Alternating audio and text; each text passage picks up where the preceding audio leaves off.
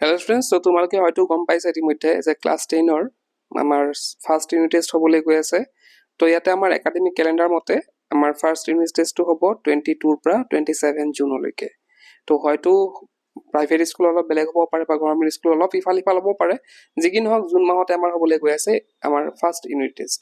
এতিয়া কথাটো হ'ল যে ফাৰ্ষ্ট ইউনিট টেষ্টটো আমাৰ চিলেবাছ কি হ'ব সেইখিনি সম্পৰ্কীয় আজি ভিডিঅ' ডিছকাছ কৰিম। যে আমি ছাবজেক্ট ৱাইজ ডিছকাছ কৰিম যে কি আমাৰ চেপ্টাৰ্ছ আহিব আমাৰ ফাৰ্ষ্ট ইউনিট টেষ্টত। তেন্তে ভিডিঅ' ষ্টাৰ্ট কৰোঁ। তো ইয়াতে আমি যদি চাওঁ, ইয়াতে অসমীয়া আছামিজৰ যদি MIL ৰ কথা কওঁ, তো ইয়াতে চোৱা বৰগীত আহিব, উদ্যোগী সমাহাৰ আহিব, জিকিৰ আহিব, দুটা পাঠ আহিব, তিৱাসকল আহিব, দেউৰীসকল দুটা পাঠত, নেপালী ভাষী গোৰ্খাসকল, ৰচনা আহিব, তাৰপিছত আহিব জতুৱা ঠাঁচ আহিব, বিপৰীতাৰ্থক শব্দ আহিব।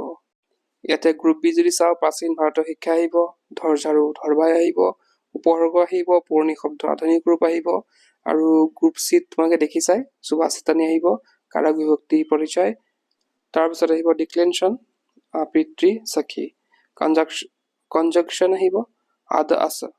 ইয়াতে যদি আমি প্ৰজৰ কথা কওঁ, ইংলিছৰ প্ৰজ আৰু পইট্ৰিত আহিব এ লেটাৰ টু গড আহিব, নেলছন মেণ্ডেলা আহিব, কুৰ্গ আহিব, আমাণ্ডা আহিব, a tiger in the zoo আহিব।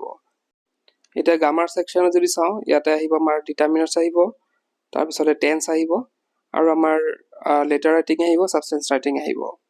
তো নেক্সট আমি যদি চাওঁ, মেথছত আহিব ৰিয়েল নাম্বাৰ্ছ, পলিনমিয়েলছ আহিব, ট্ৰাইংগল আহিব, তাৰপিছত ইন্ট্ৰডাকশ্যন টু ট্ৰিগন'মেট্ৰি আহিব। তাৰপিছত ছায়েন্সত যদি চাওঁ, ইয়াতে চেপ্টাৰ 5 আহিব periodic classification of elements, life processes আহিব, হিয়াৰিডিটি এণ্ড ইভলিউশ্যন আহিব, লাইট ৰিফ্লেকশ্যন আৰু ৰিফ্ৰেকশ্যন আহিব। আমি যদি ছ'চিয়েল ছায়েন্সৰ চাওঁ, ইয়াৰে চেপ্টাৰ নম্বৰ 1টো আহিব পলিটিকেল ছায়েন্সৰ, আকৌ ইকনমিক্সৰ চেপ্টাৰ 1 আহিব, হিষ্ট্ৰীৰ চেপ্টাৰ 1 আৰু 2 আহিব, আৰু জিঅ'গ্ৰাফীৰ চেপ্টাৰ 1 আৰু 2 আহিব। তাৰপিছতে হিন্দী যদি চাওঁ, লিটাৰেচাৰত নিভকায়িত, সাক্ষী, ছোটা যাদুকৰ, গ্ৰামাৰত যদি চাওঁ লিংগ বচন, পৰিৱৰ্তী শব্দ, বাক্য শুদ্ধিকৰণ, তাৰপিছতে বাক্য পৰিৱৰ্তন, পদত্ৰয়, সন্ধি, সমাস। এতিয়া এডভান্স মেথছত যদি কথা কওঁ, ইয়াতে ছেটছ আহিব, কমপ্লেক্স নাম্বাৰ্ছ আহিব, এপ্লিকেশ্যন অফ কমন লগাৰিথম আহিব, তাৰপিছত আহিব আমাৰ ক্লাছ 9ৰ যোনটো ৰিভিজন চেপ্টাৰ আছে সেইটো আহিব। নেক্সট আছে হিষ্ট্ৰী ইলেক্টিভ, তো ইয়াতে চেপ্টাৰ 1, 2 আৰু 3 আহিব।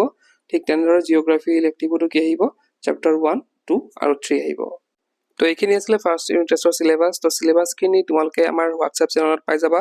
তো চেনেলটো বিশেষকৈ HSLC 2027 দিবলৈ যোৱা ছাত্ৰ ছাত্ৰীসকলৰ বাবে বনোৱা হৈছে। মই ডেছক্ৰিপশ্যনত ইয়াৰ লিংক দি দিম, তাত গৈ পেলাই তোমালোকে চেনেলটো জইন কৰি ল'বা, আৰু বিভিন্ন আপডেটবিলাক হওক বা বিভিন্ন ভিডিঅ'জবিলাক হওক মই তাত দি থাকিম। তো তোমালোকে এতিয়াই গৈ পেলাই চেনেলটো জইন কৰি লোৱা। তাৰোপৰি তো যিসকল ছাত্ৰ ছাত্ৰী HSLC 2027 দিবলৈ গৈ আছে, তেওঁলোকৰ বাবে লৈ আহিছোঁ আমি জ্ঞানজ্যোতি বেটছ 2026-2027। তো এই বেটছত অভিজ্ঞ শিক্ষক শিক্ষয়িত্ৰীসকলৰ দ্বাৰা তোমালোকক পঢ়োৱা হ'ব। তোমালোকৰ যোনবিলাক HSLC কিদৰে প্ৰিপেয়াৰ কৰিব লাগে, নতুন পেটাৰ্ণৰ কুৱেশ্যন আনচাৰ কিদৰে কৰিব লাগে, লগতে নোটছ হওক বা বিভিন্ন যি সহায় লাগে তোমালোকক গোটেইখিনি আগবঢ়োৱা হ'ব। তোমালোকে দেখিছা ইয়াতে কোৰ্চ প্ৰাইচটো খুব কম দাম ৰখা হৈছে গোটেই বছৰৰ কাৰণে। গতিকে তোমালোকে এতিয়া এনৰোল কৰিব পাৰা। আমাৰ এপত আমাৰ গোটেই বেটছটো আছে, তাতে গৈ তোমালোকে এইখিনি বাই কৰিব পাৰা। তাৰোপৰি আমাৰ লাইভ ক্লাছবিলাক ষ্টাৰ্ট হৈছে ইতিমধ্যে। আমাৰ ইউটিউব চেনেলতো লাইভ ক্লাছবিলাক মানে চাব পাৰিবা। তোমালোকে গৈ পেলাই লাইভ ছেকশ্যনত গৈ পেলাই তোমালোকে যদি চোৱা আমাৰ ইউটিউব চেনেলতো, সেই লাইভ ক্লাছবিলাক চাই পেলাই তোমালোকে গম পাবা যে তেওঁলোকে কিদৰে পঢ়াইছে, বা তোমালোকে সেইখিনি বুজি পাবা নে নাই গোটেইখিনি গম ল'ব পাৰিবা। তেন্তে এতিয়াই যোৱা, মই ডেছক্ৰিপশ্যনত আমাৰ এপৰ লিংকটো দি দিছোঁ, তাত গৈ তোমালোকে এই কোৰ্চটো এনৰোল কৰিব পাৰা। তেন্তে আজি ভিডিঅ'টো শেষ কৰিলোঁ। কিপ ৱাচিং, কেন লাৰ্ণ।